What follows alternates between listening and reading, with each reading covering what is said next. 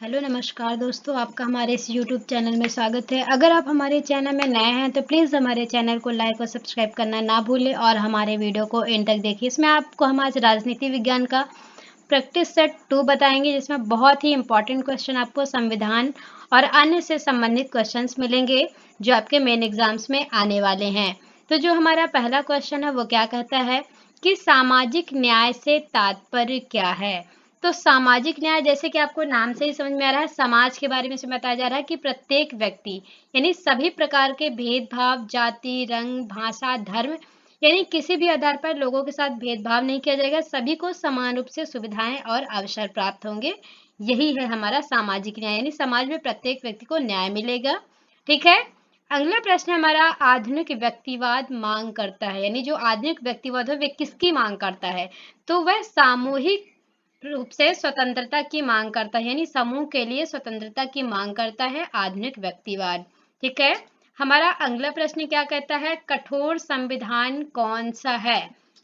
तो कठोर आपको नाम से ही समझ में आ रहा है, मतलब वह संविधान जिसमें हम आसानी से परिवर्तन ना कर सकते हो, मतलब जिसमें एक विशेष प्रक्रिया के तहत परिवर्तन किया जाता है, उसे हम कहते हैं कठोर संविधान। तो आंसर क्या होगा, सामान्य विधि निर्माण प्रक्रिया से संशोधित नहीं होता है, एक विशेष प्रकार की प्रक्रिया का प्रयोग करके ही हम संशोधन कर सकते हैं। अगला प्रश्न हमारा क्या है, एकात्मक व्यवस्था अच्छी है क्योंकि, क्यों अच्छी है एकात्मक व्यवस्था, क्योंकि इसमें नियंत्रण के लिए एक केंद्र होता है, मतलब जो संपूर्ण शासन व्यवस्था है कि नियंत्रित होती है और केंद्र के पास होती है। उसके बाद शक्तियों का बंटवारा यानी पृथक्करण किया जाता है राज्यों के पास। ठीक है। अगला प्रश्न हमारा क्या कहता है कि अध्यक्षात्मक प्रणाली आधारित होती है। तो आंसर क्या होगा, सरकार के विभिन्न अंगों के बीच सत्ता का पृथक्करण, सत्ता का पृथक्करण या कहें तो विभाजन होगा। ठीक है। जो कि जैसे केंद्र सरकार के पास संपूर्ण शक्तियां होती हैं, फिर वो क्या करती है, शक्तियों का बंटवारा करती है यानी विकेंद्रीकरण करती है, पृथक्करण करके वो राज्य सरकारों को देती है, जिससे कि शासन व्यवस्था को सुचारू रूप से चलाया जा सके। ठीक है। अगला प्रश्न हमारा क्या कहता है कि अखिल भारतीय कांग्रेस का प्रथम अधिवेशन कब हुआ। तो कब हुआ था, 1928 में अखिल भारतीय कांग्रेस का पहला अधिवेशन किया गया था। अगला प्रश्न हमारा क्या कहता है कि रूसों के राज दर्शन में सामान्य इच्छा प्रतिनिधित्व करती है।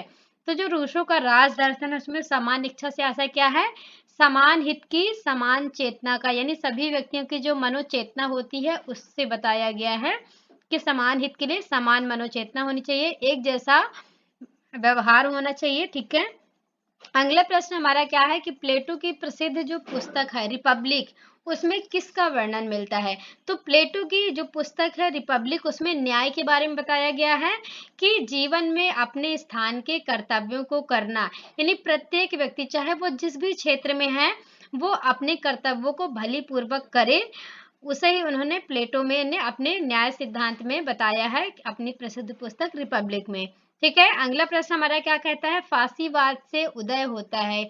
तो फांसीवाद से किसका उदय होता है, उग्र राष्ट्रवाद का। उग्र आपसे नाम से ही समझ सकते हैं, जैसे उदार होता है, जो कि बहुत ही विनम्रता से काम कराने के बारे में अपने विचार रखते हैं। उग्र राष्ट्रवाद जो उग्र तरीके से, हिंसात्मक तरीके से, ठीक है, काम करते हैं। अगला प्रश्न क्या है हमारा, भारतीय संविधान में संशोधन प्रक्रिया किस अनुच्छेद में दी गई है। तो जो भारतीय संविधान में संशोधन प्रक्रिया है वो अनुच्छेद 368 में दी गई है, यानी अनुच्छेद 368 के तहत जो हमारा भारतीय संविधान है उसमें संशोधन किसी भी प्रकार से किया जा सकता है। ठीक है। अगला प्रश्न हमारा क्या कहता है कि भारतीय संविधान में मौलिक कर्तव्यों का उल्लेख किस अनुच्छेद में है। तो अनुच्छेद 51A के तहत भारतीय संविधान में जो मौलिक कर्तव्य हैं, यानी जो प्रत्येक नागरिक को मूल रूप से कर्तव्य होते हैं, उनका उल्लेख किया गया है। अगला प्रश्न हमारा क्या कहता है कि कौन सा शब्द भारतीय संविधान की प्रस्तावना में उल्लेखित नहीं है, यानी लिखित रूप से नहीं बताया गया है। तो जो भारतीय संविधान की प्रस्तावना है उसमें संघीय जो शब्द है उसका उल्लेख नहीं किया गया है। ठीक है।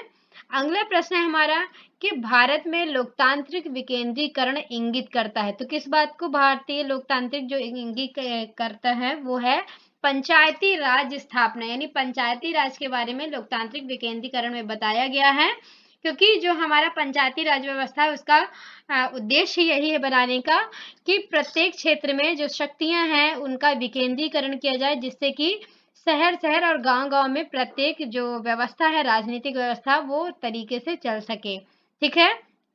अगला प्रश्न हमारा क्या कहता है कि भारत के प्रधानमंत्री का निर्वाचन किसके द्वारा होता है। तो जो भारत में प्रधानमंत्री का निर्वाचन है वो लोकसभा के बहुमत दल के द्वारा होता है, क्योंकि जो प्रधानमंत्री चुना जाता है वो लोकसभा के बहुमत दल का नेता होता है। तो जिस दल को बहुमत प्राप्त होता है उसी दल द्वारा प्रधानमंत्री का निर्वाचन किया जाता है। अगला प्रश्न हमारा क्या कहता है कि राज्यों के राज्यपाल की नियुक्ति कौन करता है।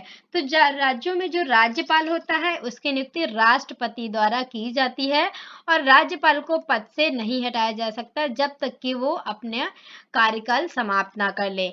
अगला प्रश्न हमारा है कि नीति आयोग का अध्यक्ष कौन होता है। तो नीति आयोग का अध्यक्ष होता है प्रधानमंत्री, जिसे आप योजना आयोग के नाम से भी जानते हैं। ठीक है। अगला प्रश्न हमारा क्या है, प्लेटो की अध्ययन पद्धति कौन सी थी। तो प्लेटो ने निगमनात्मक अध्ययन पद्धति को अपनाया है। ठीक है। अगला प्रश्न हमारा, भारतीय राष्ट्रीय कांग्रेस का प्रथम अध्यक्ष कौन था। तो डब्ल्यू.सी. बनर्जी जो है वो भारतीय राष्ट्रीय कांग्रेस के प्रथम अध्यक्ष कहे जाते हैं। अगला प्रश्न हमारा है कि भारत सरकार का प्रथम कानून अधिकारी कौन है।